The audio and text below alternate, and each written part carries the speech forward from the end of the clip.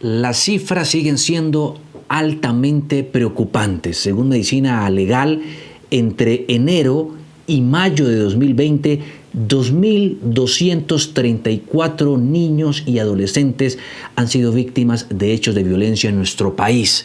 Aproximadamente 15 menores de edad diariamente. ¿Qué nos está pasando? El caso más atroz que se ha presentado y que hemos conocido, lo ocurrido en Risaralda cuando unos soldados atacaron a una niña de 12 años. ¿Qué se está haciendo? ¿Por qué siguen estos indicadores siendo tan altos y sumamente preocupantes? ¿Cuáles son las alertas, los indicadores que permiten saber cuando un niño o adolescente está siendo blanco de este tipo de ataques? Vamos a hablar de esos temas con la directora del ICBF, Lina María Arbeláez, que nos acompaña a esta hora de la mañana. Directora, buenos días. Hola Juan Diego, buenos días a ti, a todos los televidentes de Caracol. Un cordial saludo y un abrazo fuerte. ¿Cuántos finalmente uniformados han sido identificados como los atacantes, agresores de esta niña indígena en Risaralda? Bueno, lo primero que te quiero decir es que para el Instituto Colombiano de Bienestar Familiar lo preponderante y fundamental es la protección de la niña indígena. Este caso es aberrante, indignante.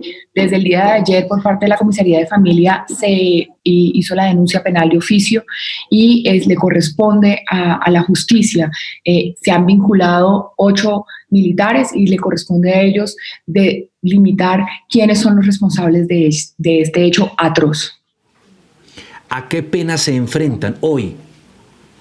En este momento la pena mayor en el Código Penal es de 60 años y esperamos y exigimos a la justicia que realmente se le imponga la pena mayor que haya establecido en este momento en el Código Penal a los responsables de este acto que flagrantemente vulnera los derechos de nuestra niñez y nuestra adolescencia. ¿La niña y su familia ya están bajo protección? Sí, Juan Diego, desde el día de ayer se inició todo el proceso administrativo de restablecimiento de sus derechos. Está un equipo de psicólogos, sociólogos, antropólogos y los defensores de familia al lado de la niña. En el proceso de reconstrucción de los hechos, ella ya ha tenido 2 entrevistas para poder, al lado de la justicia, reconstruir qué pasó. Y esto necesita ese acompañamiento emocional, psicológico, que además tiene unas medidas activas efectivas por parte del ICBF para lograr garantizar ese restablecimiento y recomposición del daño tan grande que se le ha hecho a esta niña de 13 años. ¿Es viable o no la cadena perpetua que se aprobó la semana pasada por el Congreso de la República para estos agresores? Yo creo que cabe la pena más alta que esté establecida en el momento de juzgar a estas personas en el ordenamiento penal colombiano. Directora, ¿por qué se siguen presentando este tipo de casos? ¿Por qué nuestros niños siguen siendo blanco de estas agresiones? Según datos de Medicina Legal, casi 15 menores diariamente en este 2020 han sido víctimas de hechos de violencia.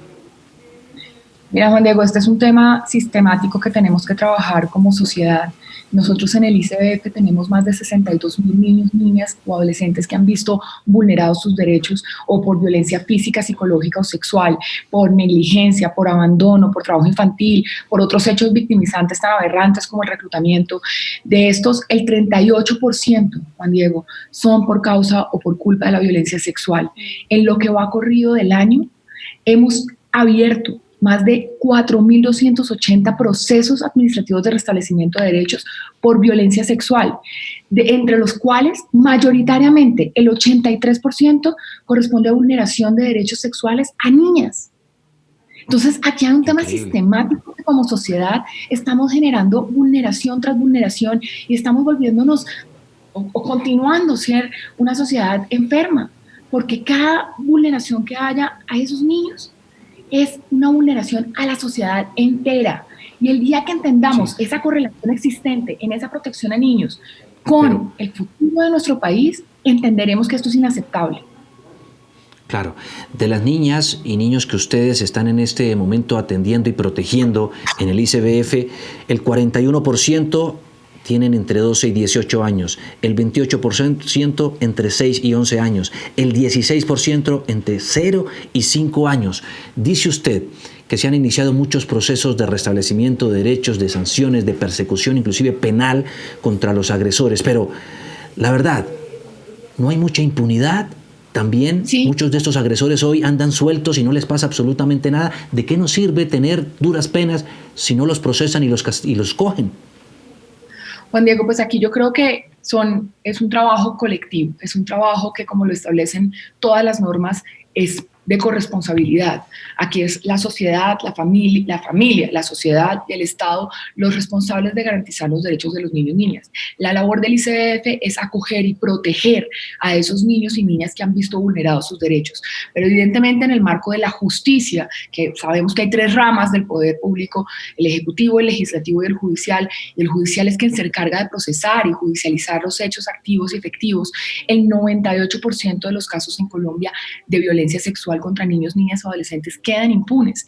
Y esto es necesario empezar a trabajarlo conjuntamente para mandar mensajes claros como sociedad, repito, que no pueden seguirse presentando este tipo de hechos porque estamos cercenando los futuros y a nuestro país entero. De acuerdo.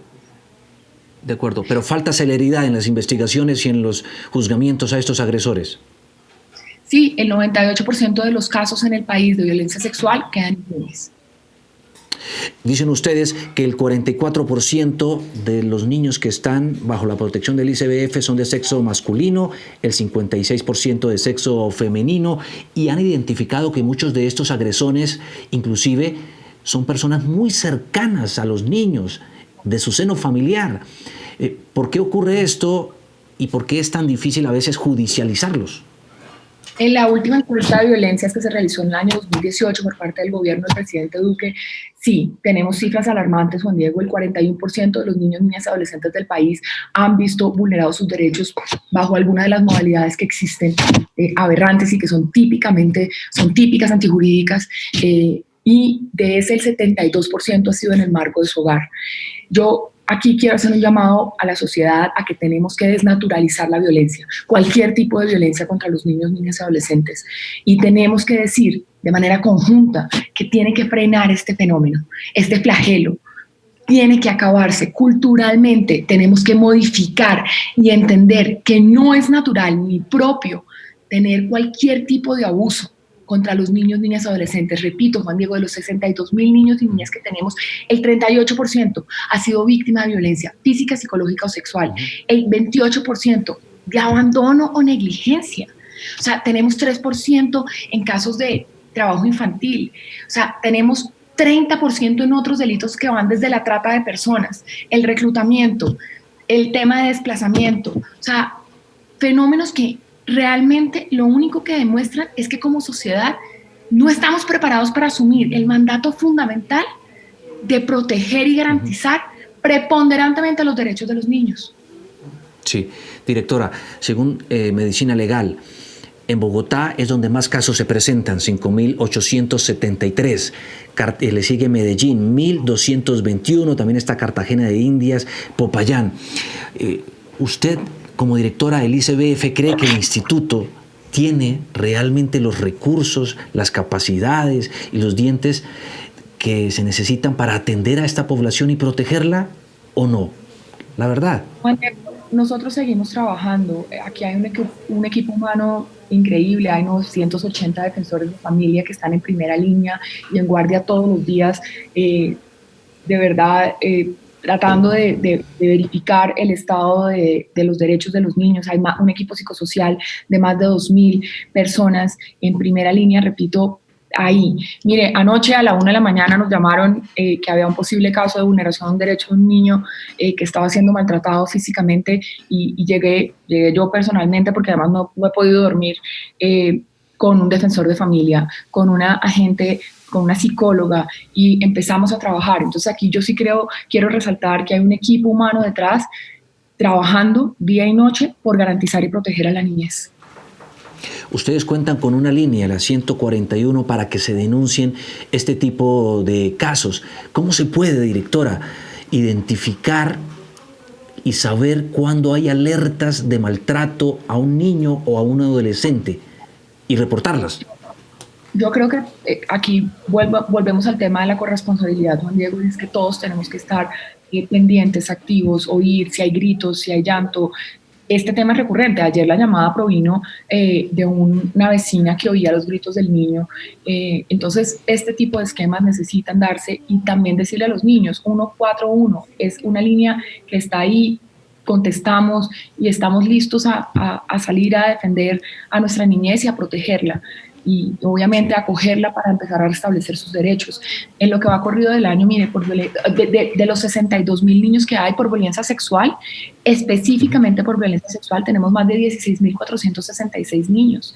Aquí también, y lo he repetido, hay un tema sistémico de violencia de género, porque el 41% de ese tema de violencia de género son hombres, pero ya aquí el 58% sube a ser un tema de contra las mujeres. Entonces aquí también, ¿qué tipo de país estamos teniendo? Sí. Si los principales victimarios y agresores, como lo indican las cifras, están dentro de las familias, muy cerca a los niños, ¿la cuarentena ha complicado la situación? Juan Diego, en las estadísticas y reportes que nosotros estamos teniendo, el número de denuncias, si uno compara las de este año con las del año inmediatamente anterior, han bajado entre 28 y 32%, fluctuando cada mes que se ha dado el aislamiento preventivo obligatorio. Esto da dos mensajes. Un mensaje es que los lugares de donde usualmente provienen las denuncias, que es la institucionalidad, los colegios, los centros de desarrollo infantil, donde si los niños llegan bajo ciertos comportamientos que psicológicamente pueden determinar que ha tenido un tipo de afectación, inmediatamente se activan las líneas y los protocolos para ir a su protección. Hoy están cerrados y por eso puede que haya bajado la denuncia. Pero hay otro elemento que hemos venido estudiando, que es que el agresor usualmente suele perpetuar la vulneración a sus derechos cuando está solo con la víctima, y en este momento también hay un tema de aislamiento o confinamiento en el marco de un entorno familiar ampliado. Estamos todos en el marco del hogar y esto permite de repente que el niño o niña estén más protegidos. Pero aquí también queremos hacer un llamado a la sociedad y es: tenemos que seguir reportando, tenemos que seguir protegiendo. Aquí es una obligación, un deber de todos, proteger a los niños. Si yo oigo un grito, llamo. Si yo oigo una queja, si yo veo que un niño está golpeado, llamo a la línea 141. Juan Diego, tú lo has dicho, y yo sí quiero pedirle especialmente a todos los colombianos que estemos atentos para proteger a la niñez. Pero bueno, a veces uno ve a niños que son usados, explotados en los semáforos pidiendo plata y uno dice, ¿dónde está el ICBF?